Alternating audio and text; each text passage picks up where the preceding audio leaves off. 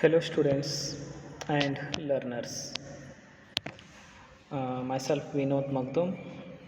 I will discuss about the functions of money.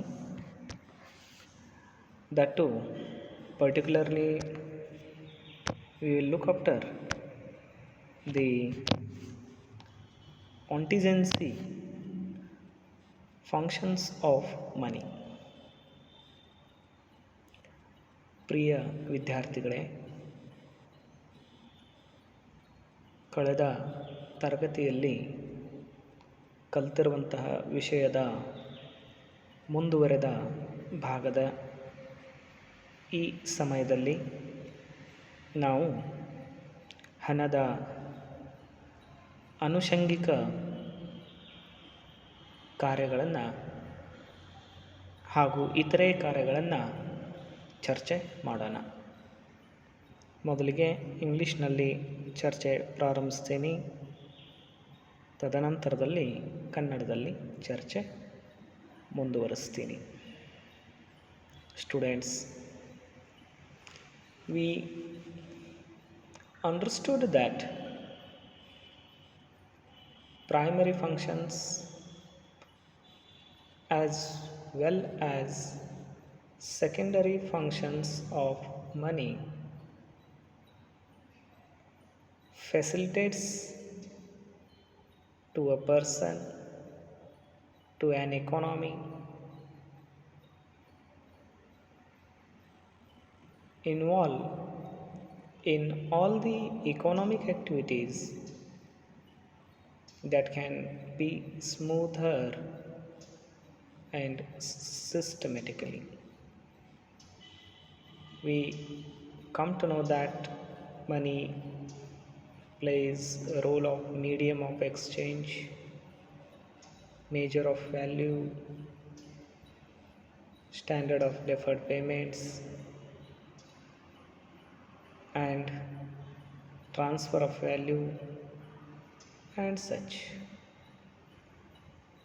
Apart from these primary and secondary functions of money,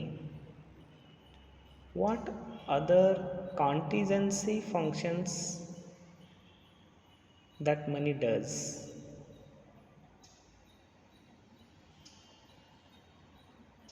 David Kennedy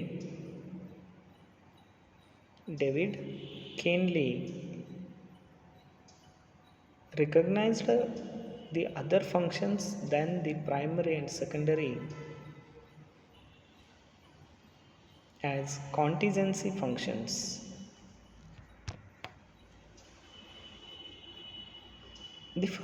The first contingency function of money is distribution of national income. Distribution of national income. What is national income that you understood? National income is the aggregate of the individual incomes. National income is in the form of GDP, gross domestic product. National income is the total money amount of the total goods and services produced in a nation in the given period of time, particularly during a year. Adding export credits and deducting import payments. And this national income is made up because of The rewards of factors of production. The factors of production are land, labor, capital, and organization. And to such factors of production, the reward is given in the form of rent, wage, interest, and profit.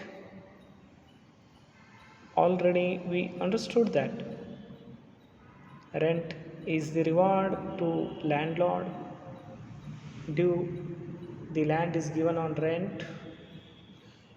Wage is the reward for labor provided by laborer. Interest is the reward for capital given by capitalist. And last and very most important is profit made by organizer for application of his organization skills. And money that plays important role in case of distribution of national income among factors of production.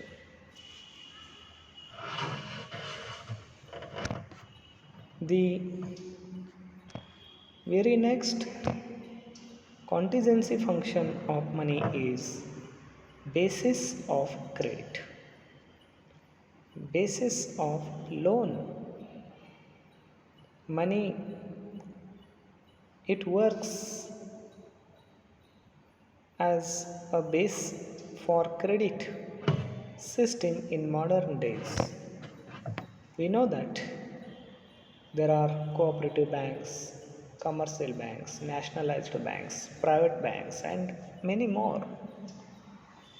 And this money strengthens the banking and financial activities. It became a base for credit, and in turn build the market, in turn develop the business. The third one is it maximizes consumers and producers satisfaction. Consumers and producers satisfaction. Who is a consumer? Who is a producer? A person who uses the goods to satisfy his wants is a consumer. And the ultimate aim of consumer is to maximize his satisfaction, his gains. Who is a producer? A person who work in manufacturing goods and services. People those who work for production of goods and services are regarded as producers.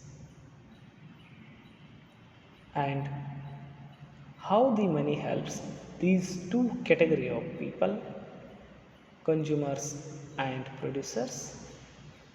Because of money they do transaction with the goods and services, and they fulfill their desires, their wants.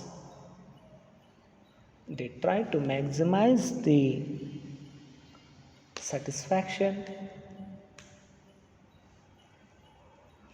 with a measurement rod, that is money. The very next contingency function of money is liquidity and uniformity. Money is most liquid form of asset.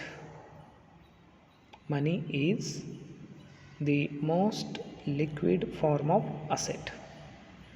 That is, we can store the money, we can use it for the long period of time, and money, it has a uniformity. Have you seen 10 rupees denomination in Belagavi and in Kolhapur and in Jammu Kashmir is different? No. You have came across many denomination of notes is remains same. That is what uniformity and being accepted by all the general public. Therefore, we say money, it not only have a liquidity, it has uniformity also. Students, let we look after the other functions of money. The other functions of money included, first one is helps in making decisions. Helps in making decisions. How can we say that money helps in making decision? You know,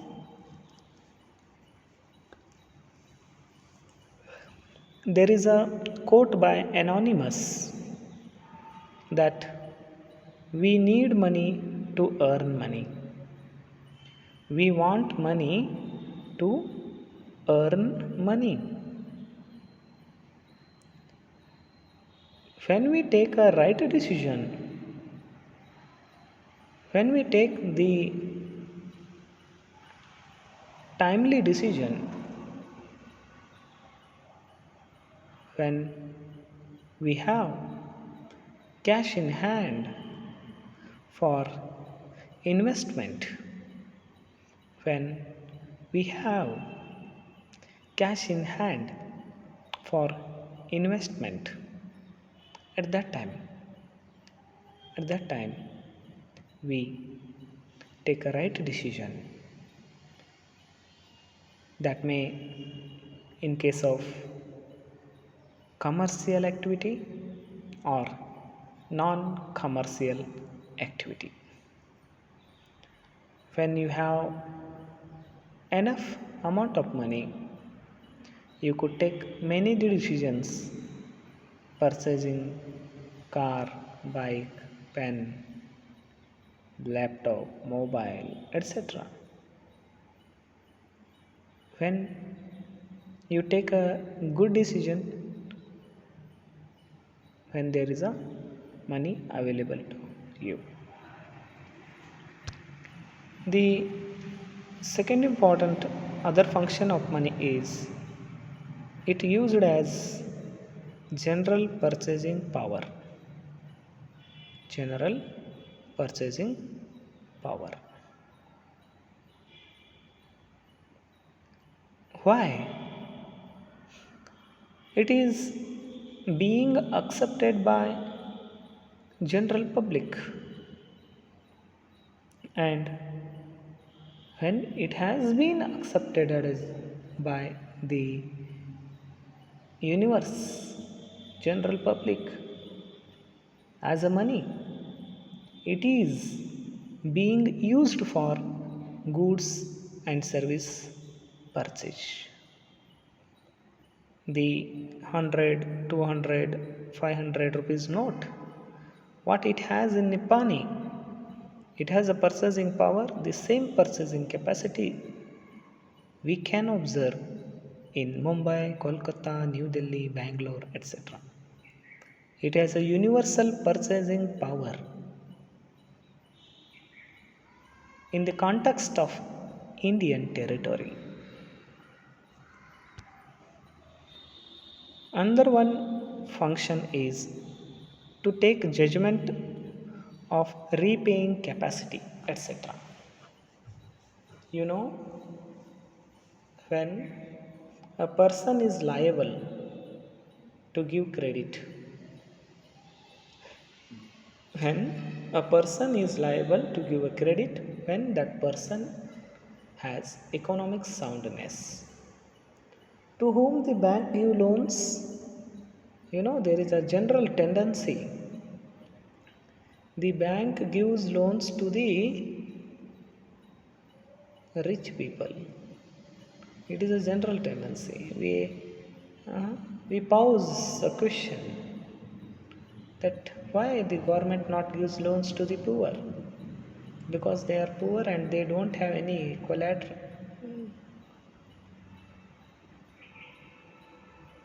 collateral security. They don't have any asset to be put as a collateral security,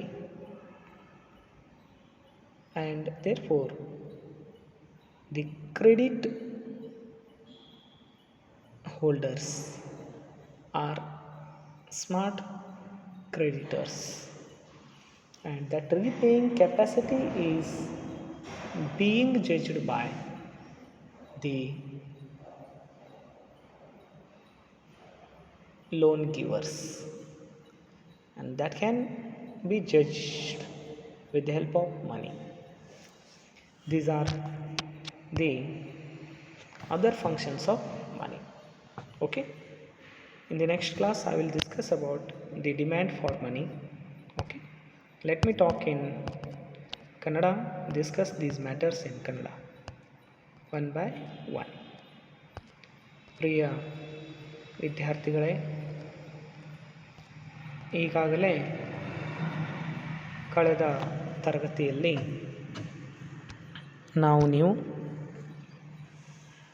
ಹಣದ ಪ್ರಾಥಮಿಕ ಕಾರ್ಯಗಳು ಜೊತೆಗೆ ಹಣದ ಮಾಧ್ಯಮಿಕ ಕಾರ್ಯಗಳು ಯಾವುವು ಎಂಬುದನ್ನು ಕಲಿತಿದ್ವಿ. ಇವಾಗ ಹಣದ ಪ್ರಾಥಮಿಕ ಹಾಗೂ ಮಾಧ್ಯಮಿಕ ಕಾರ್ಯಗಳ ಜೊತೆಗೆ ಹಣದ ಆನುಷಂಗಿಕ ಹಾಗೂ ಇತರೆ ಕಾರ್ಯಗಳು ಯಾವುವು ಎಂಬುದನ್ನು ಚರ್ಚೆ ಮಾಡೋಣ. ಹಣವು ಪ್ರಾಥಮಿಕ ಹಾಗೂ ಮಾಧ್ಯಮಿಕ ಕಾರ್ಯಗಳನ್ನು ಹೊರತುಪಡಿಸಿ ಕೆಲ ವಿಶೇಷ ಇತರೆ ಕಾರ್ಯಗಳನ್ನು ಮಾಡುತ್ತದೆ. ಅವುಗಳನ್ನೇ ಆನುಷಂಗಿಕ ಕಾರ್ಯಗಳು ಅಂತ ಡೇವಿಡ್ ಕೀನ್ಲೆ ಹೆಸರಿಸ್ತಾನೆ. ಆತನ ಪ್ರಕಾರ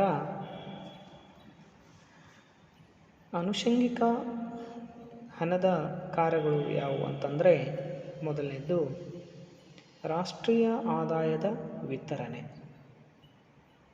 ರಾಷ್ಟ್ರೀಯ ಆದಾಯದ ವಿತರಣೆ.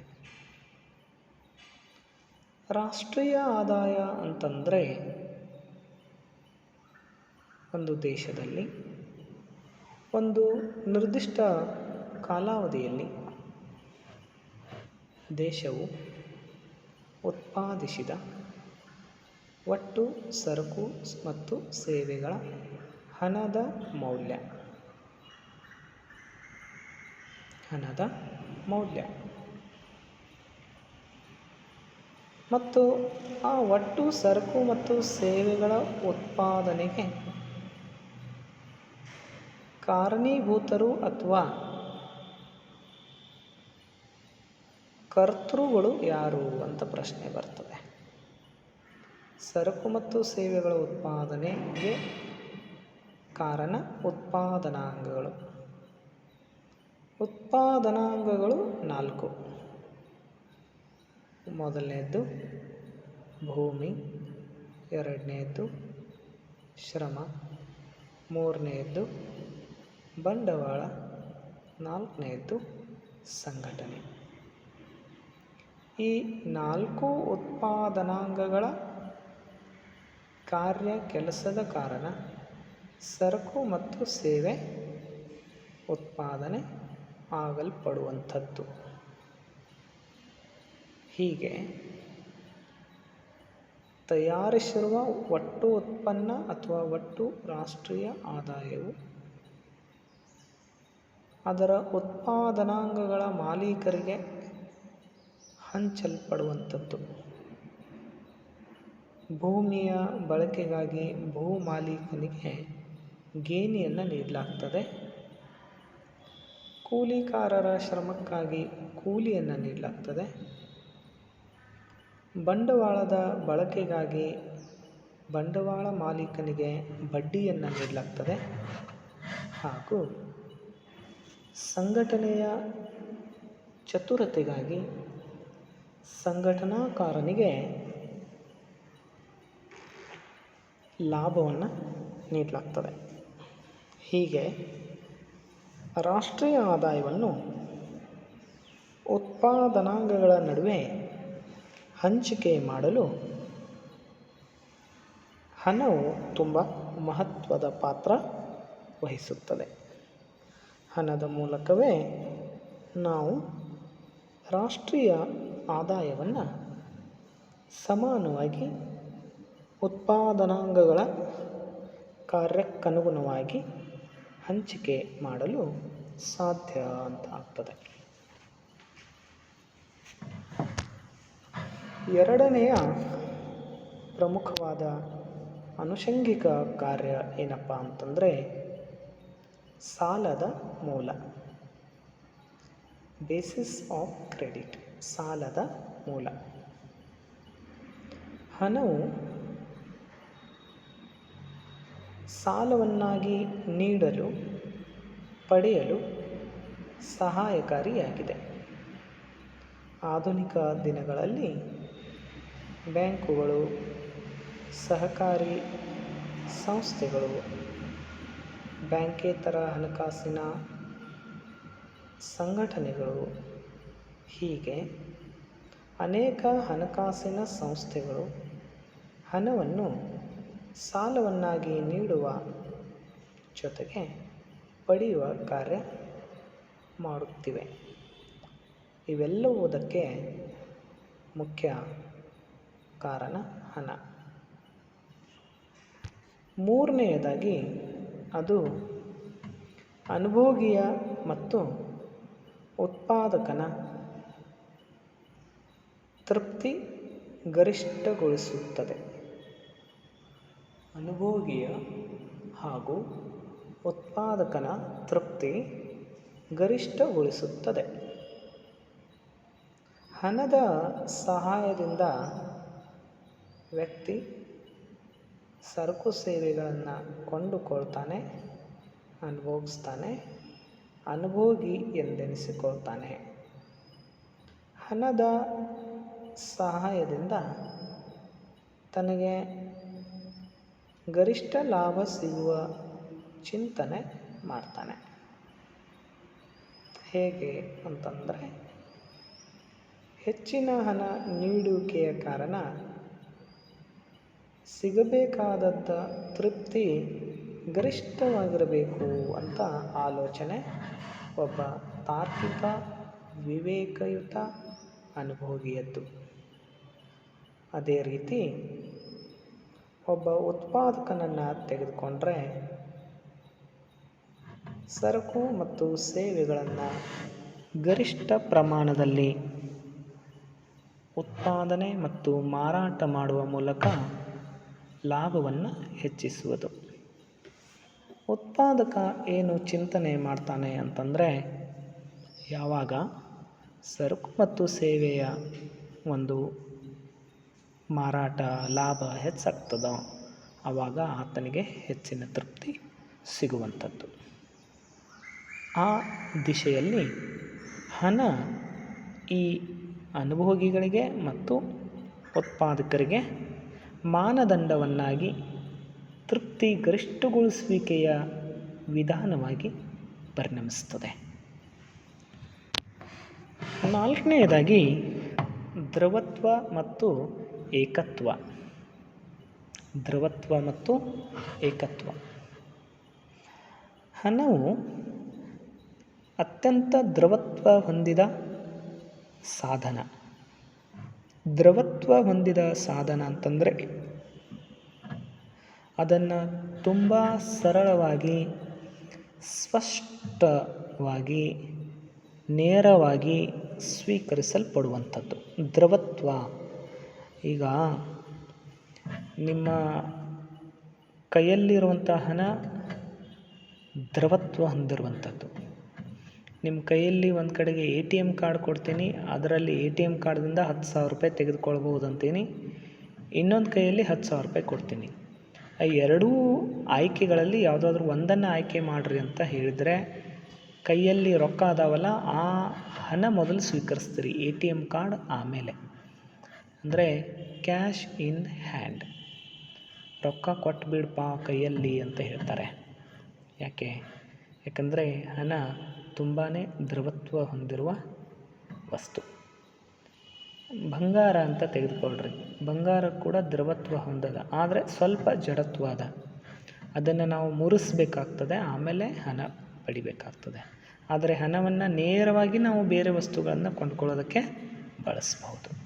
ಸೊ ಅದಕ್ಕೆ ಹಣವು ತುಂಬ ದ್ರವತ್ವ ಹೊಂದಿದ ವಸ್ತು ಅಂತ ಹೇಳಾಗ್ತದೆ. ಏಕರೂಪತೆ ಅಂತ ಬರ್ತದೆ, ಏಕತ್ವ ಅಥವಾ ಏಕರೂಪತೆ. ಹಣವು ಸರ್ವರಿಂದ ಸ್ವೀಕರಿಸಲ್ಪಟ್ಟಂತಹ ವಸ್ತು, ಅದು ಏಕರೂಪತೆಯಿಂದ ಕೂಡಿದೆ. ನೀವು ಬೆಳಗಾವಿ, ಕೊಲ್ಲಾಪುರ, ಮುಂಬೈ, ಕೋಲ್ಕತ್ತಾ, ನ್ಯೂ ದಿಲ್ಲಿ, ಜಮ್ಮು ಕಾಶ್ಮೀರಕ್ಕೆ ಹೋದರೂ ಕೂಡ ಭಾರತದಲ್ಲಿ ಚಲಾವಣೆಯಲ್ಲಿರುವಂತಹ ಹಣ, ನೋಟುಗಳ ಮುಖಬೆಲೆ ಒಂದೇ, ಅವುಗಳ ಕೊಂಡುಕೊಳ್ಳುವ ಶಕ್ತಿ ಕೂಡ ಅಷ್ಟೇ.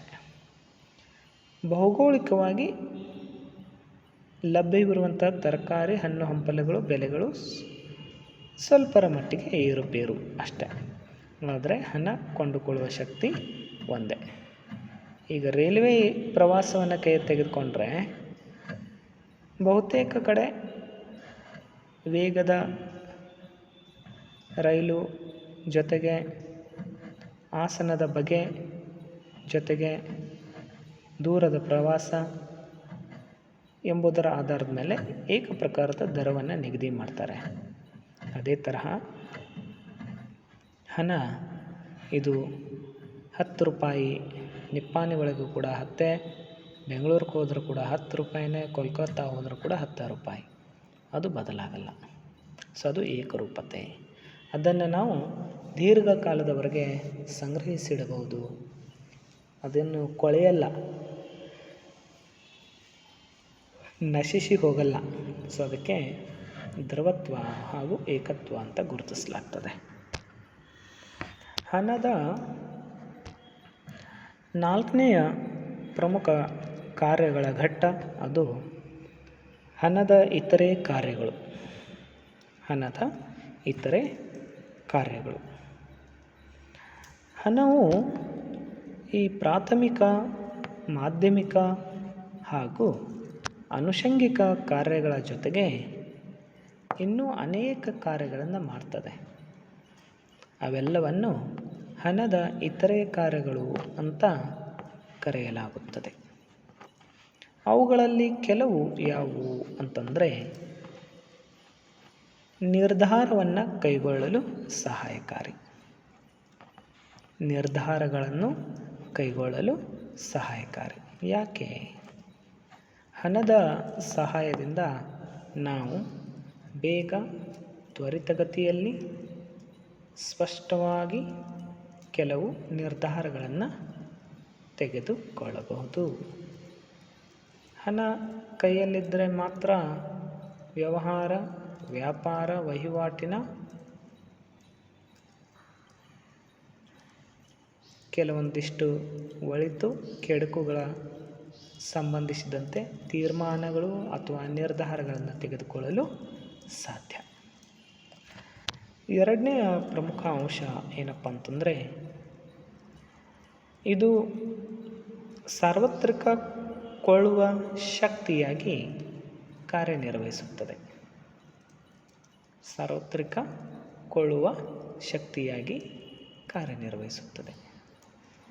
ಹೌದು, ಹಣ ಇದು ಸಾರ್ವತ್ರಿಕ ಕೊಳ್ಳುವ ಶಕ್ತಿಯಾಗಿ ಪರಿಣಮಿಸ್ತದೆ ಅಥವಾ ಕಾರ್ಯನಿರ್ವಹಿಸ್ತದೆ. ಹೇಗೆ ಅಂತಂದರೆ,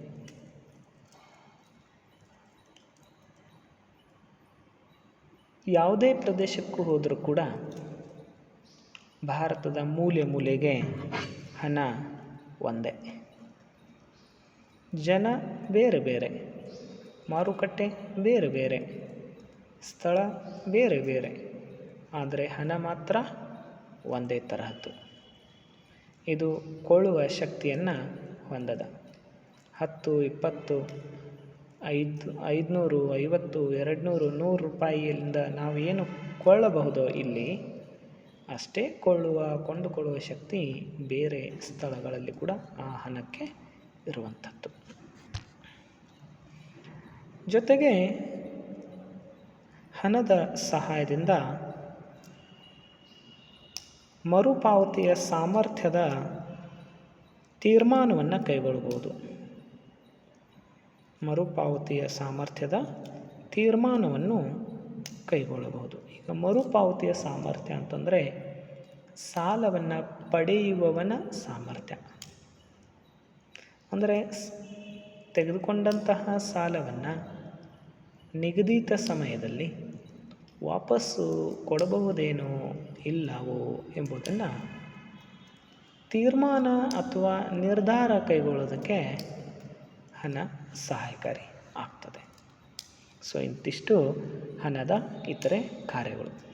ಮತ್ತೆ ಸಿಗೋಣ ಮುಂದಿನ ತರಗತಿಯಲ್ಲಿ. ಅಲ್ಲಿಯವರೆಗೆ ನಮಸ್ಕಾರ.